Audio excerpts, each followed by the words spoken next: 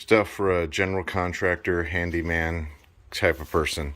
I want to make a cover with four-way trim that can easily be attached onto there. They can unplug it later if they want, but it can make it out of plywood or siding, wrapped in trim, painted the same color as the house.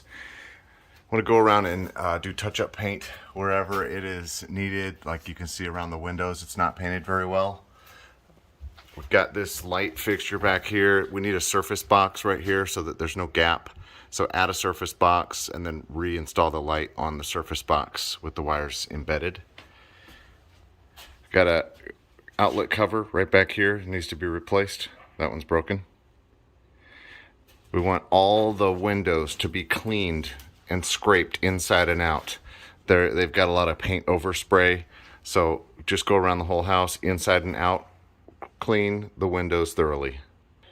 In the kitchen, I want to paint the cabinets white and replace all the handles.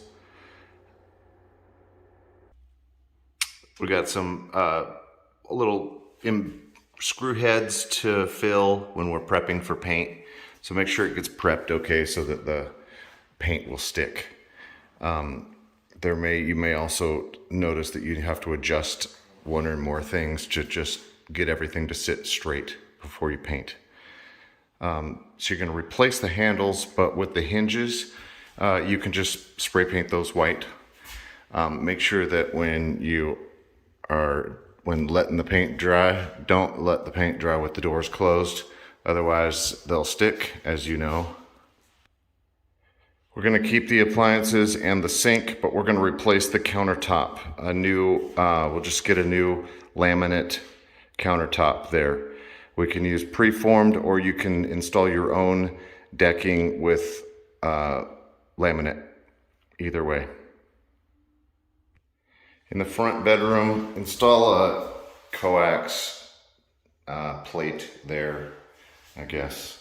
And then in the other two bedrooms, there's a phone jack box there without a cover on both. You can just unscrew those phone jacks and put blank cover plates. Here in the master half bath, we're going to replace that vanity. It's 30 inches wide with a regular simple white vanity with a top and a new faucet handle. You can either repaint that mirror, or maybe the vanity will come with a new mirror that'll go up there. If the mirror gets smaller, which it most likely would, you'll of course have to fix paint around that mirror, which I'm sure they didn't paint behind. In the hall bathroom, this is a 32-inch vanity. It's pretty sturdy. We can either replace just the top if you have access to getting just a top, cutting a top to fit, or making a laminate one, reuse the same sink. If that is not something doable, you can replace the whole vanity with a new 30-inch. Keep in mind that'll make it 2 inches smaller. The floating floor won't match up, so you'll have to be ripping a piece of wood to fill in that little gap that'll be there in the flooring, because there's no more flooring. That mirror is perfectly adequate right there. In the laundry room, this is obviously super ugly. Maybe there's a way you can make that look better. You could buy a box and cut out the sheetrock and put the box in and then re-sheetrock it. There is, I believe, matching paint in the garage that you can use. Out here in the garage, let's just sweep it all clean. There's lots of cobwebs everywhere, up there, all over everything.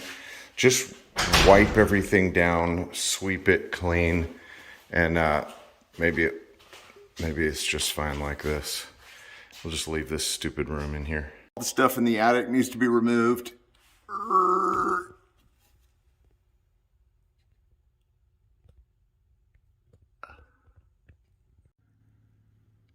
Okay, in the crawl space, any insulation that's falling down, cut it.